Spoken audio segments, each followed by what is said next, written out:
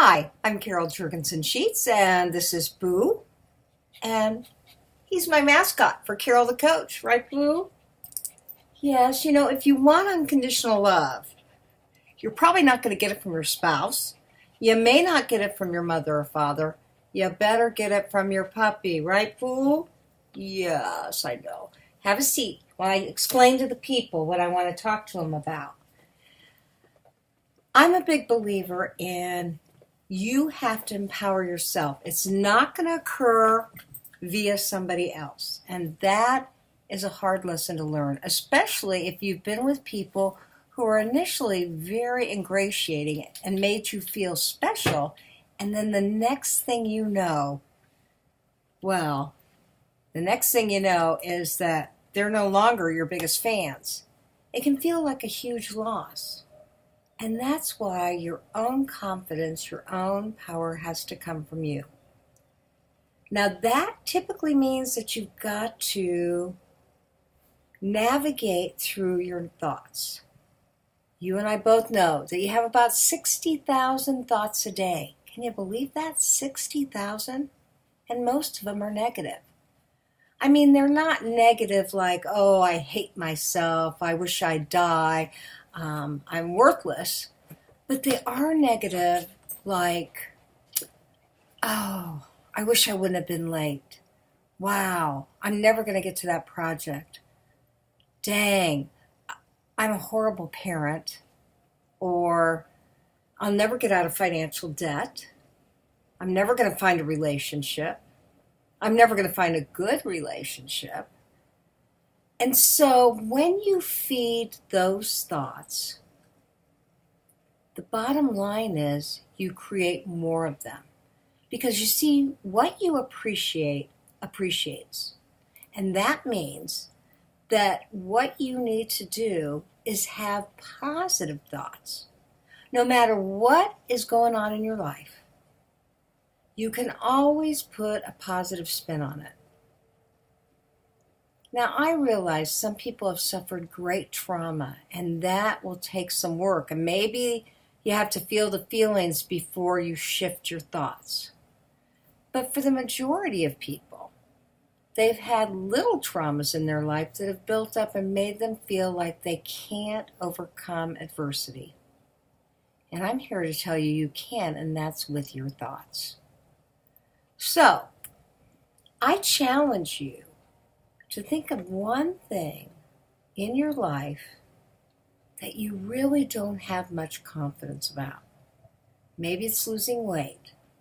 Maybe it's getting out of debt. Maybe it's finding that relationship, buying that home, getting that bigger job, taking care of your kids, going back to school. And I'm going to ask you to figure out what it is that you think over and over and over again. There's this thing called racing thoughts. And racing thoughts are a psychiatric term that means your thoughts just race and race and race around. Another good term would be ruminating thoughts. And unfortunately, so many of us are hardwired for anxiety that we have racing thoughts. We have ruminating thoughts. Our thoughts loop. But we also have the power to break those thoughts. If I get audited by my tax man or woman, I can say to myself, you know what? I'm going to assume that I'm going to learn some things about taxes that I need to know. And they're here to help me to get clarity about my taxes. And I may even create a file that says help and understanding. Why do I believe that? Because that actual thing has happened to me. And initially, when I knew I was going to get audited, my heart raced, and I thought, oh my gosh, I know there are things that are wrong. Oh my gosh, they're going to find out that I wasn't 100% honest. Oh my gosh, they're going to see those gray areas. And then I thought to myself, you know what? Think of them as your friends. Know that they're there to help you. Compile all your stuff, do your work, But then take a deep breath and know that it's going to be okay. I recently was working with a man who has been working on himself, and there's been a lot of self-improvement. But he's been informed that Child Protection Services was called on him about his daughter. Well, he absolutely knows he didn't do anything wrong. Absolutely knows that to be true. But he's really, really, really, really worried about it. And so, I asked him, how does that work for you? How is that serving you? What would you rather believe? He said, well, I'd rather believe that they drop the case before they even investigate. Or they meet with me and they decide, oh my gosh, this is a great dad. And I said, then put those thoughts out there. Again, what you appreciate appreciates. Now, I got to tell you, I worked with a whole sexual abuse program. And I'm a pretty good judge of character. I trust my head, my heart, and my gut. And I believe that this man has done absolutely nothing wrong, emotionally, physically, or sexually. And so I'm supporting him in that. And I'm asking him to turn his thoughts around. Was working with a woman the other day. And she is overweight and wants to date. So of course she's saying, I can't date till I lose my weight. And I explained to her that there are men that like heavy-set women. They like a thicker woman. That she might be an arousal template for somebody that wants her to stay exactly as she is. Well, that thought was abhorrent to her. She said, I don't want to be this weight. I understood that, and I said, well, then let's talk about what you can do to be more in alignment with how you feel and who you are. But what I know about weight loss is that so oftentimes you have to accept yourself where you are as you develop an action plan to change that.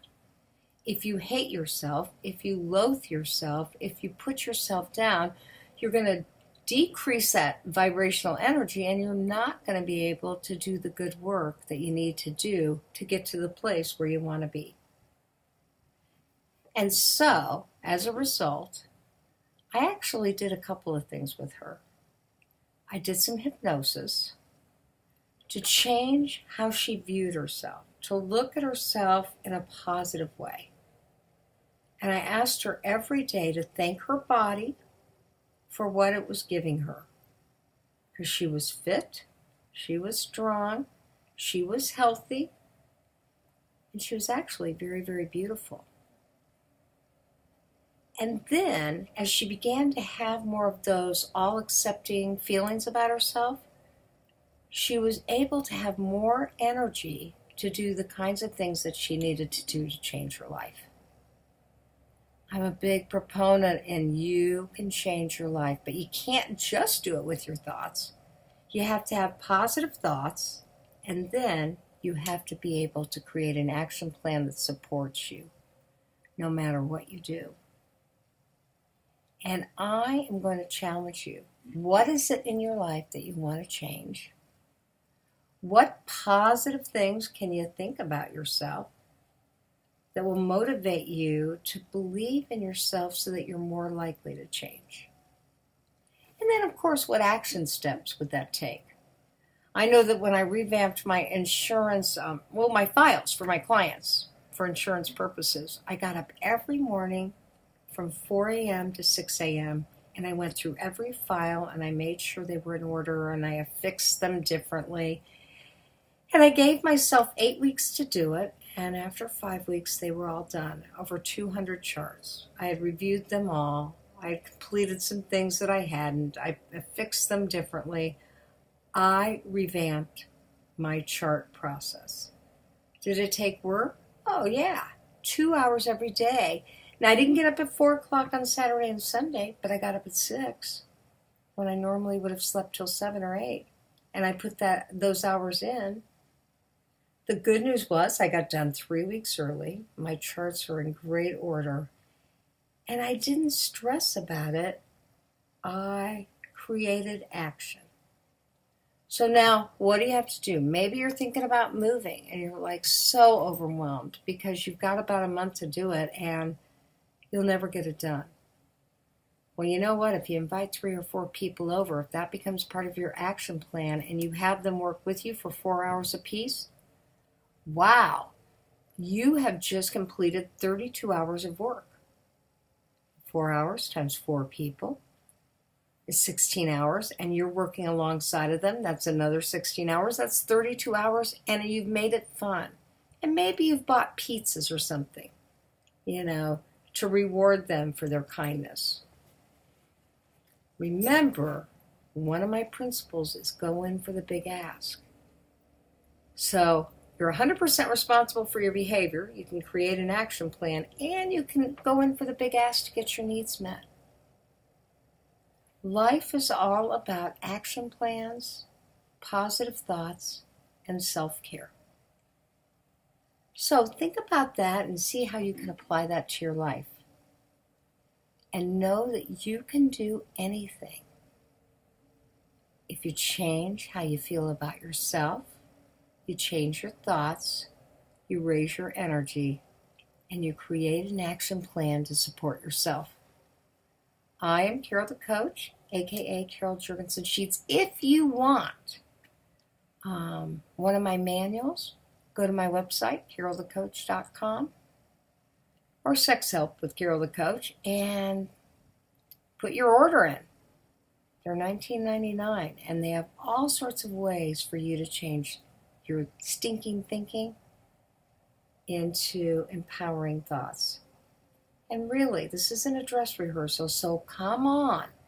Make your life different by changing how you look at the world, because the old adage is, when you change the way you think about things, the things around you change. I'll see you soon for another life skill lesson from Carol the Coach.